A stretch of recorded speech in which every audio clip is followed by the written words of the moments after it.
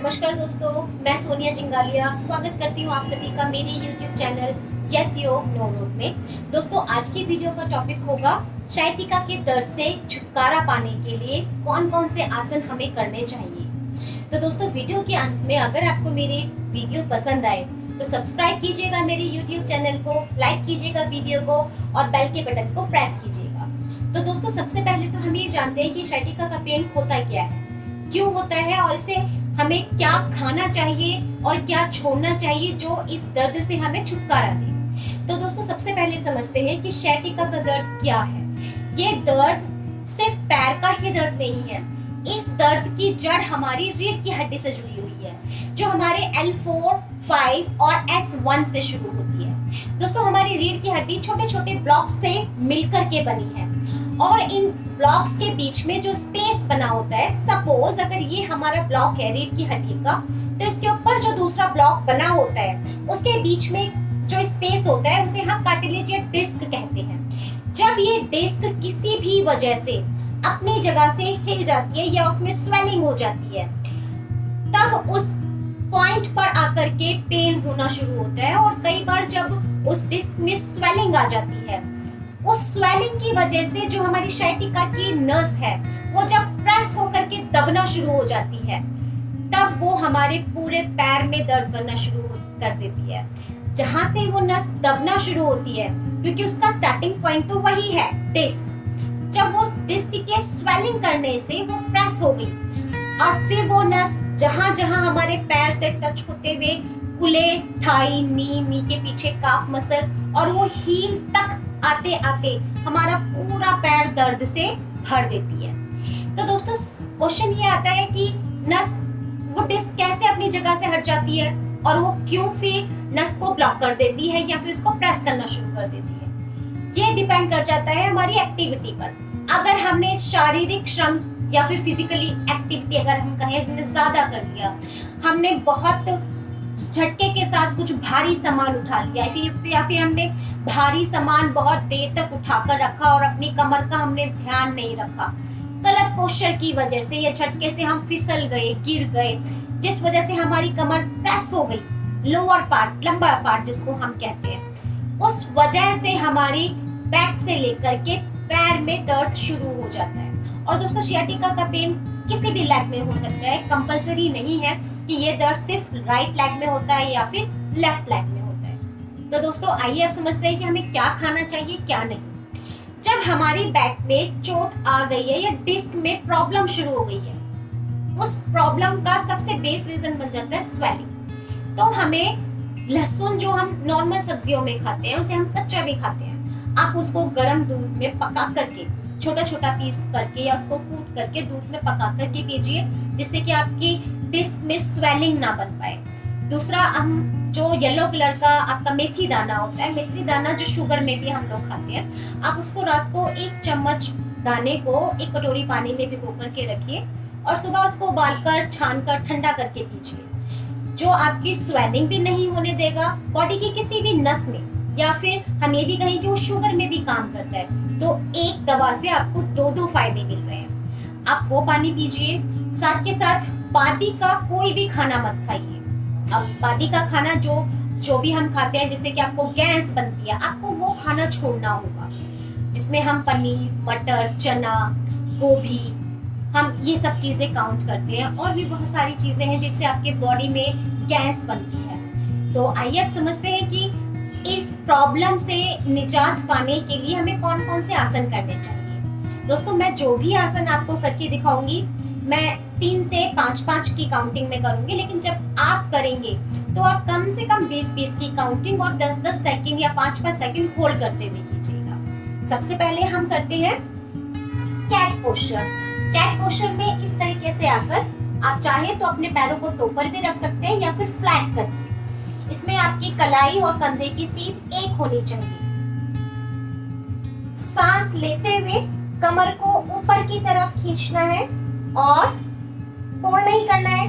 जितना टाइम आपको सांस लेने में लग रहा है उतना ही टाइम लेंगे और जितना सांस छोड़ने में उतना। सांस लेते हुए कमर को ऊपर खींचना है, सर को जितना अंदर खींच सकते हैं, हिप को जितना अंदर खींच सकते हैं उतना अंदर खींचे इस तरीके से, और फिर सांस छोड़ते हुए रिलैक्स इस तरीके से कम 20 बार।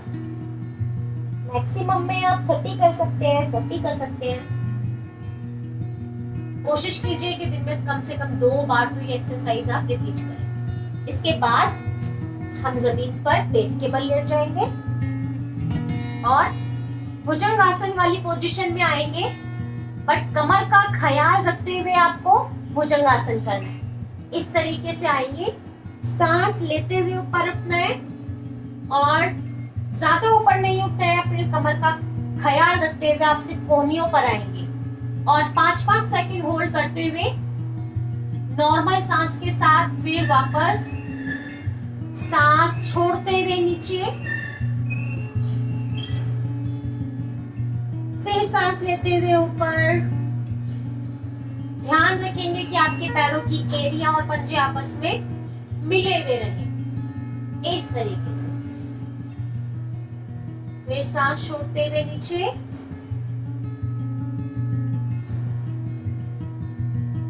एक्सरसाइज नंबर 3 शलभासन। दोस्तों आप शलभासन में हाथों को चिन के नीचे भी रख सकते हैं अपनी सहूलियत के हिसाब से, या फिर थाई के नीचे भी रख सकते हैं इस तरीके से। और एक एक पैर को ऊपर उठाना है। 5-5 सेकंड का टारगेट रखेंगे कि 5-5 सेकंड होल्ड करना है। फिर नॉर्मल, जितना स्लो कर सकते हैं उतना स्लो करेंगे, कोई जल्दबाजी नहीं करनी है इस तरीके से। 5-5 सेकंड होल्ड, मिनिमम 10-10 बार तो रिपीट करना ही चाहिए एक पैर से। फिर वापस अगला पूर्ण शलभासन, या फिर आप अपने कमर के हिसाब से कि आपकी कमर कितना सपोर्ट कर रही है आपको, उतना ही पैर ऊपर उठाना है। 5-5 सेकंड होल्ड करना है और फिर वापस धीरे धीरे करके पैरों को नीचे रखना है।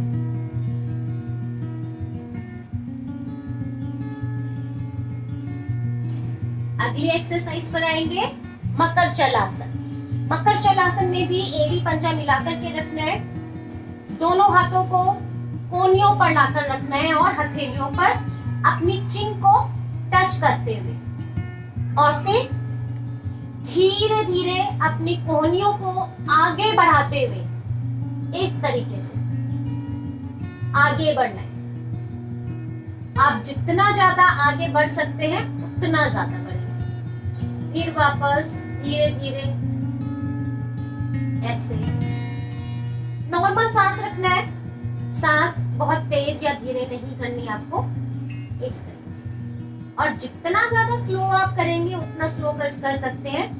जब आप एक्सरसाइज कर रहे होंगे आपका ध्यान पूरी तरीके से आपकी रीढ़ की हड्डी पर होना चाहिए। एड़ी पंजों को मिलाकर रखेंगे, जिस तरीके से अंदर जा रहे हैं उसी तरीके से बिल्कुल धीरे धीरे कोहनियों को वापस बाहर की तरफ।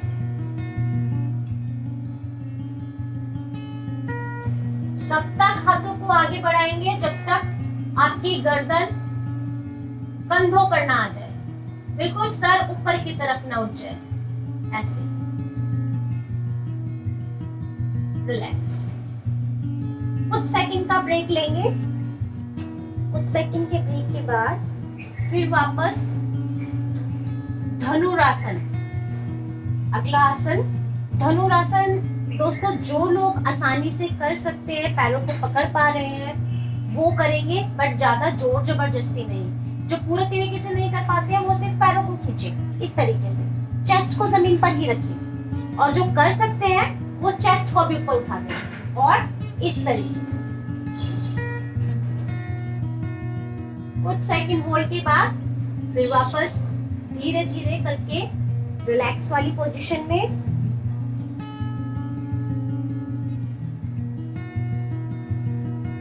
अगला आसन भुजंगासन। पहले हमने एल्बो पर आकर किया, अब एल्बो से थोड़ा सा हाथों को आगे की तरफ बढ़ाएंगे, उतना आगे की जहां पर आपका फोरहेड टच हो रहा है जमीन पर और फिर धीरे धीरे करके अपने हाथों को सीधा करते हुए सीने को ऊपर उठाएंगे और 10 सेकंड होल्ड और फिर वापस सांस छोड़ते हुए धीरे धीरे वापस नीचे। फिर वापस रिपीट, सांस भरते हुए सीने को ऊपर उठाना है और कोहनियों को सीधा करते हुए सर जितना पीछे खींच सकते हैं उतना पीछे और फिर वापस धीरे धीरे नीचे। कुछ भी काम हम जोर जबरदस्ती या फिर झटके के साथ बिल्कुल नहीं करेंगे। इसके बाद सीधे होकर के बैक स्ट्रेच करेंगे।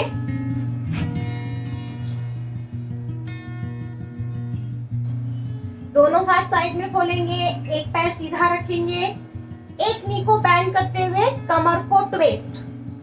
जितना ज्यादा आप कमर को ट्विस्ट कर सकते हैं उतना ज्यादा ट्विस्ट करेंगे, ज्यादा जोर जबरदस्ती नहीं। कम से कम 5-5 से 10-10 सेकंड होल्ड करते हुए आपको करना होगा इस तरीके से।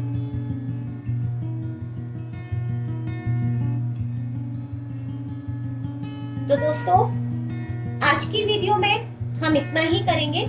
मेरी पिछली वीडियो में जो मैंने एक वीडियो बनाया था जिसमें हमने बैक पेन रिलीफ के लिए काम किया था, आप चाहें तो उसमें से भी कुछ चीजें आप यूज कर सकते हैं sciatica के पेन के लिए। तो आज की वीडियो में इतना ही।